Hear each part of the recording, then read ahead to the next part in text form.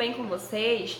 Eu vim aqui nessa semana para explicar um pouquinho do nosso assunto, tá? Do sexto ano. Nós vamos falar sobre os pronomes. Na verdade, nós vamos iniciar, porque hoje nós vamos tratar mais especificamente dos pronomes pessoais do caso reto e dos pronomes pessoais do caso oblíquo, ok?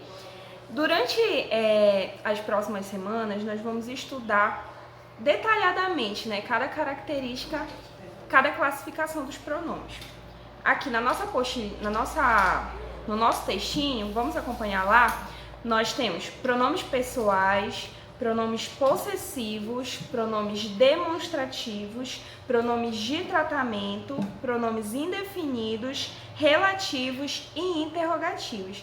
E hoje nós vamos começar estudando um pouco sobre os pronomes pessoais, ok?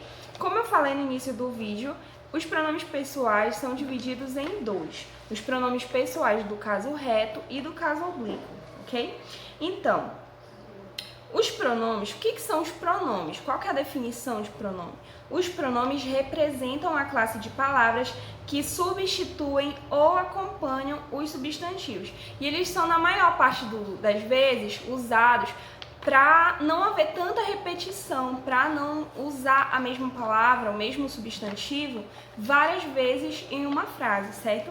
Então, no primeiro exemplo, ó, Mariana apresentou um show esse final de semana. Ela é considerada uma das melhores cantoras de música gospel. Agora imaginem, se não houvessem os pronomes, nós iríamos repetir novamente o substantivo próprio Mariana, né, o sujeito da frase. No caso, ficaria: Mariana apresentou um show esse final de semana. Mariana é considerada uma das melhores cantoras de música gospel. Ficaria bastante repetitivo, por isso se faz necessário o uso de pronome nessa frase também. No segundo exemplo, aquela bicicleta é da minha prima Júlia. Observem que tem duas palavras destacadas aí, aquela e minha, que são dois pronomes. E nesse exemplo, o pronome demonstrativo aquela é usado para indicar algo, que nesse caso é a bicicleta, né? E o pronome possessivo minha transmite a ideia de posse, tá dizendo que a bicicleta é da prima Júlia, certo?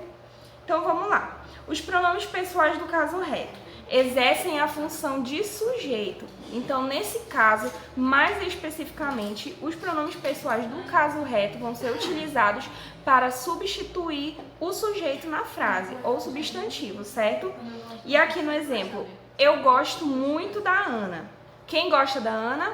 Eu, certo? Então, eu, que é a palavra destacada no exemplo, é um pronome pessoal do caso reto.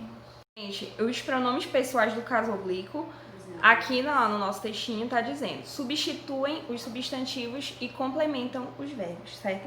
No exemplo, está comigo o seu caderno. A palavra destacada comigo é um pronome pessoal do caso oblíquo. E ele exerce duas funções. E nesse caso, ele exerce duas funções. Com quem está o caderno? Comigo. E além dele indicar com quem está o caderno, ele auxilia o verbo estar. Está comigo, certo? Então vamos para a atividade. Na primeira, aí nós temos uma tabela também, né, dos pronomes. Vale a pena dar uma lida. Na primeira, troque o termo em destaque por pronomes oblíquos, como nos modelos abaixo. Nos modelos. Vou convidar meu irmão. Aí você vai substituir o sujeito. Meu irmão, nome pessoal do caso oblíquo. No caso vai ficar vou convidá-lo. Prepararam a ceia. Prepararam-na. Aí na letra A, preciso chamar os adultos. Os adultos, que é o termo que está destacado, você vai substituir por um pronome pessoal do caso oblíquo. Aí, no caso, vocês vão olhar a tabela, vão ver qual que se encaixa melhor e vocês vão preencher aí no espaço, tá bom?